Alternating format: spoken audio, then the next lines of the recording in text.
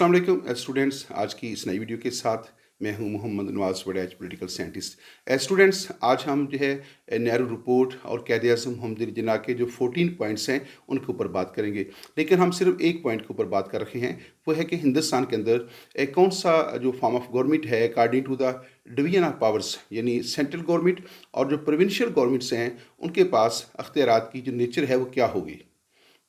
इस सिलसिले में एक डिमांड जो है वो नेहरू रिपोर्ट में की गई और उसी सिलसिले में जो है एक मुख्तलिफ डिमांड जो है वो क़ायद-ए-आज़म के 14 निकात में की गई है। अब नेहरू रिपोर्ट क्या कहती है कि there should be a federal form of government, there should be federal form of government in India and residuary powers should be vested in the central government. कि जो रेजिडेंटरी पावर्स हैं वो किसके पास होनी चाहिए, वो सेंट्रल गवर्नमेंट के पास होनी चाहिए। क्या मतलब है कि ऑल इंडिया नेशनल कांग्रेस और जो हिंदू मुहासबा है या दीगर हिंदू तंजीमें जो हैं या नेहरू रिपोर्ट के अंदर जितने भी ग्रुप्स शामिल थे, उनकी डिमांड ये है कि जो सेंट्रल गवर्नमेंट हिंदुस्तान की होगी वो ज़्यादा बाख्तियार होगी, ज़्यादा ताकतवर हो, एक स्ट्रांग और पावरफुल जो है सेंट्रल गवर्नमेंट हो और सूबों के पास जो है कम अख्तियारात हों। क्योंकि रेजिडेंट पावर्स जो हैं वो सूबों की बजाय वो सेंट्रल गवर्नमेंट के पास देने का मुतालबा कर रहे थे। अब इसके मुकाबले में क़ायद-ए-आज़म ने जब अपने 14 पॉइंट्स पेश किए तो उसमें वो क्या कहते हैं कि there should be federal form of government, कि हिंदुस्तान में फेडरल फॉर्म ऑफ गवर्नमेंट ही होगा, लेकिन उसमें जो रेजिडेंटरी पावर्स हैं they should be vested in the provincial governments. तो वो प्रोविंशियल गवर्नमेंट्स के पास होनी चाहिए, यानी सूबों को अंदरूनी खुद मुख्तारी हासिल होनी चाहिए और मरकज़ जो है उसके पास निस्बतन कम अख्तियारात होने चाहिए। ये क्या है, ये कंट्रोवर्शियल चीज़ें हैं। कांग्रेस और हिंदू मुहासबा और जो नेहरू रिपोर्ट है वो जो मुतालबा कर रखी है वो मुसलमानों के लिए कतन काबिल कबूल नहीं था और जो मुसलमानों का मुतालबा था वो कांग्रेस जो है उसको नज़रअंदाज कर रही थी। अब जब इस तरह के कंट्रोवर्शियल जो हैं जब डिमांड्स हो रही हों तो फिर इस बात का इम्कान ख़त्म हो जाता है कि ये जो दोनों जो बड़ी हिंदुस्तान की सियासी जमातें हैं या दोनों बड़े जो कमीटें हैं, क्या किसी प्लेटफार्म के ऊपर इनके दरमियान इत्तेफाक राय होगा। ऐसी बात जो है वो नज़र नहीं आती। ये वो मौका था कि जब दोनों ने मुतज़ाद मुतालबात जब कर दिए और कांग्रेस ने और हिंदू मुहासबा ने और नेहरू रिपोर्ट ने मुसलमानों के वो मुतालबात जिन्हें माजी में वो तस्लीम करती आ रही थी उनको नज़रअंदाज कर दिया। तो इसके बाद हम देखते हैं कि हिंदू मुस्लिम इत्तेहाद की जो कोशिशें हैं वो यकसर तरक कर दी गई और फिर क़ायद-ए-आज़म मोहम्मद जिन्ना ने अपने 14 पॉइंट्स के अंदर जो मुतालबात किए वो सिर्फ़ और सिर्फ हिंदुस्तान के मुसलमानों के हकूक़ और मफादात के तहफ़्फ़ुज़ के लिए पेश किए हैं। अब हम आते हैं इस बात की तरफ कि जो ऑल इंडिया नेशनल कांग्रेस है, हिंदू मुहासबा है या दीगर जो हिंदू तंजीमें थी और जो हिंदू रहनुमा थे, ख़ास तौर पे मोतीलाल नेहरू, जो हम किस किस्म का हिंदुस्तान चाहते थे और एक ताकतवर और पावरफुल और स्ट्रांग सेंट्रल गवर्नमेंट की वो डिमांड क्यों कर रहे थे। और इसके मुकाबले में क़ायद-ए-आज़म मोहम्मद जिन्ना या दीगर जो मुस्लिम लीगी रहनुमा थे वो एक ऐसा हिंदुस्तान और एक ऐसा वफाक चाहते थे जिसमें सूबों के पास ज़्यादा अख्तियारात हों और मरकज़ जो है उसके पास कम अख्तियारात हों। इसकी बुनियादी वजह ये नज़र आती है कि ज़ाहिर है जो हिंदुस्तान के अंदर ब्रिटिश गवर्नमेंट के होते हुए जो सिस्टम यहाँ पे डेवलप होने जा रहा था वो था पार्लियामेंट्री फॉर्म ऑफ गवर्नमेंट और वेस्टर्न डेमोक्रेटिक सिस्टम जो है यहाँ पे इंट्रोड्यूस होने जा रहा था। उस सिस्टम के अंदर जो है क्या था कि जो भी पार्टी जो है अक्सरियत में होती है उसकी हुकूमत साजी होती है और हिंदुस्तान के अंदर मुसलमान चूँकि तादाद में हिंदुओं के मुकाबले में बहुत कम थे,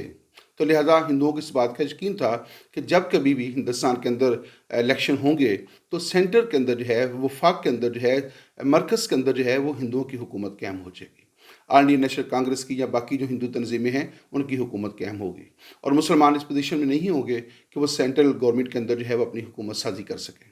और मुसलमानों को इस बात का यकीन था कि सेंटर के अंदर जो है जो कि हिंदू अक्सरियत में है तो उन्हीं की हुकूमत कायम होगी और मुसलमानों को जो है उसमें से कभी भी जो है वो हुकूमत बनाने का मौका नहीं मिलेगा। इसलिए कांग्रेस का फोकस ये था कि सेंट्रल गवर्नमेंट ताकतवर हो, क्योंकि उन्हें यह था कि सेंट्रल गवर्नमेंट हमारे पास ही होनी है। तो सेंट्रल गवर्नमेंट को जो है ज़्यादा से ज़्यादा जो है वो ताकतवर करना चाहते थे। इसलिए उन्होंने कहा कि जो रेजिडेंटरी पावर्स हैं वो सेंट्रल गवर्नमेंट के सुपुर्द की जाए। जबकि एक जो ऑल इंडिया मुस्लिम लीग है और क़ायद-ए-आज़म के जो 14 पॉइंट्स हैं उसकी डिमांड क्या थी कि जो रेजिडेंटरी पावर्स हैं उन्हें सेंट्रल गवर्नमेंट की बजाय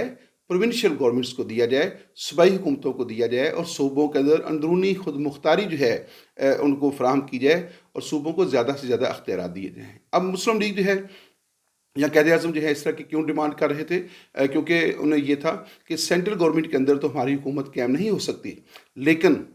जिन सूबों के अंदर मुसलमान अक्सरियत में हैं, कम से कम वो जो 4-5 सूबे होंगे, वहाँ मुसलमानों की हुकूमत जो है कायम हो सकती है। तो लिहाजा अगर सूबों के पास ज़्यादा अख्तियारात होंगे, उनको जो है वो जो इंटरनल ऑटोनॉमी हासिल होगी, तो उससे क्या होगा कि उन 4-5 सूबों के अंदर जो है मुसलमान जो हैं वो बेहतर पोज़ीशन पे जो है वो आ सकते हैं। लिहाजा उनका फ़ोकस क्या है कि सूबों को ज़्यादा पावर दी जाए और सेंटर को जो है कम अख्तियारात दिए जाएँ। अब दुनिया की तरफ आते हैं कि जैसे अमेरिका एक बहुत बड़ा वफ़ाक़ है, दुनिया का सबसे कामयाब वफ़ाक़ है। तो जो वफ़ाक़ होता है, जो फ़ेडरेशन होती है, उसमें हमेशा जो है जो फ़ेडरेटिंग यूनिट्स होते हैं, जो वफ़ाक़ी इकाइयाँ होती हैं, उनको जो है वो बाख्तियार बनाया जाता है, ज़्यादा अख्तियारात उनको दिए जाते हैं और उनको जो है वो अंदरूनी जो खुद मुख्तारी जो है वो दी जाती है। लेकिन यहाँ जो है जो डिमांड्स की जा रही थी, वो नेहरू रिपोर्ट में वो जो ट्रेडिशंस हैं दुनिया के अंदर वफ़ाक़ की कामयाबी के लिए ज़रूरी है कि सूबों को जो है वो पावरफुल किया जाए और सूबों को कम से कम अंदरूनी खुद मुख्तारी दी जाए और रेजिडरी पावर्स सूबों के सुपुर्द की जाएँ, तो उसके बिल्कुल बरअक्स जो है All India National Congress, Hindu Mahasabha और जो दीगर हिंदू तंजीमें थीं जिन पर नेहरू रिपोर्ट मुश्तमिल थी, तो वहाँ जो है एक ऐसे सिस्टम की डिमांड की जा रही थी जो मुसलमानों के लिए काबिल कबूल नहीं थी। नतीजा क्या निकला कि 1928 में जब नेहरू रिपोर्ट पेश हुई और 1929 में जो है जब 14 निकात पेश हुए, तो इसको आप इस एंगल से देखें कि नेहरू रिपोर्ट क्या है, एक एक्शन है, हम ये चाहते हैं, लेकिन रिएक्शन जो है वो कायद-ए-आज़म के 14 निकात हैं। तो वो जो एक्शन हुआ उसके रिएक्शन में जो है 14 निकात पेश हुए और रिएक्शन देखें, रिएक्शन हमेशा सख्त होता है।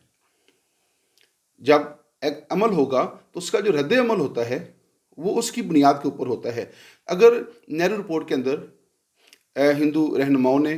या मोतीलाल नेहरू ने या उनके जो दीगर जो रफ़क़ाकार थे, जो कुलीग्स थे, जो नेहरू रिपोर्ट में बैठे हुए थे, वो मुसलमानों को कोई रियायत देने के लिए तैयार होते, मुसलमानों के साथ कोई नरमी का मुज़ाहरा करते, उनके लिए उनके मफादात के तहफ़्फ़ुज़ के लिए कोई नरम गोशा रखते, तो मुमकिन है कि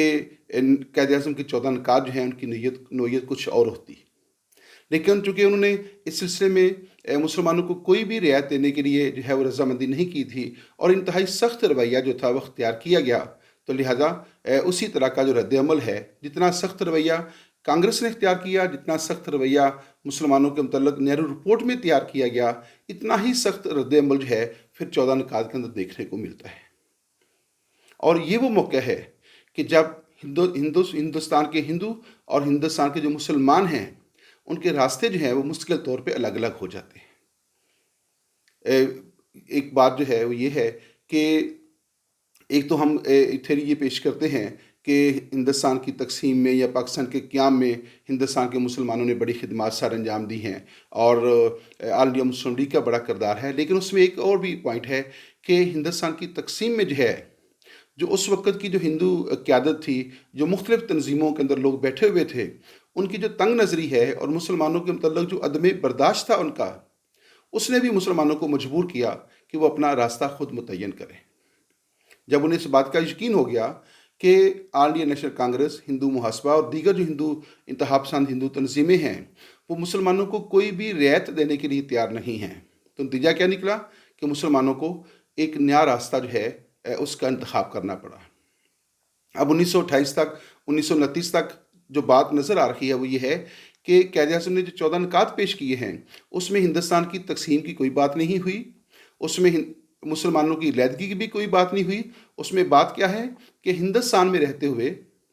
हिंदुस्तान के मुसलमान किस तरह अपने हुकूक और मफादात का तहफ़्फ़ुज़ कर सकते हैं। और फिर उसमें 14 निकात में डिमांड्स पेश की गई कि जब भी बरतानवी हुकूमत नया आइन मुरतब करे तो उसमें उस आइन की बुनियाद हमारे इन 14 निकात के अंदर किए गए जो मुतालबात हैं, उस आइन की बुनियाद इन मुतालबात के ऊपर रखी जाए।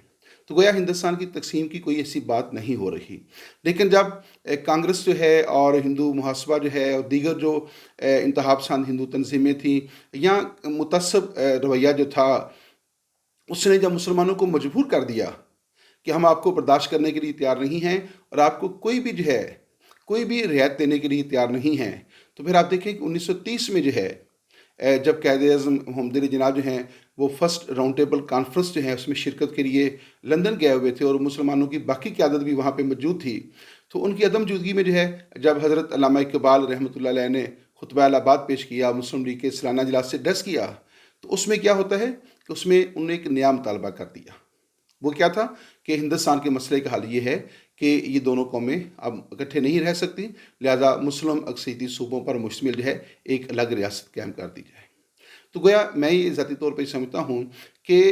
ہندوستان کے مسلمانوں کو مجبور کیا گیا کہ وہ اپنا ایک کوئی نیا راستہ اختیار کریں، کیونکہ یہ جو رویہ تھا جو کانگریس نے اور دیگر ہندو تنظیموں نے نہرو رپورٹ میں جو اختیار کر لیا تھا، اس کے بعد مسلمان جو ہیں وہ ایک نئے زاویے سے سوچنے کے اوپر مجبور ہو گئے۔ آپ اس کے بارے میں سوچیے گا۔ اجازت دیجیے گا، اللہ حافظ۔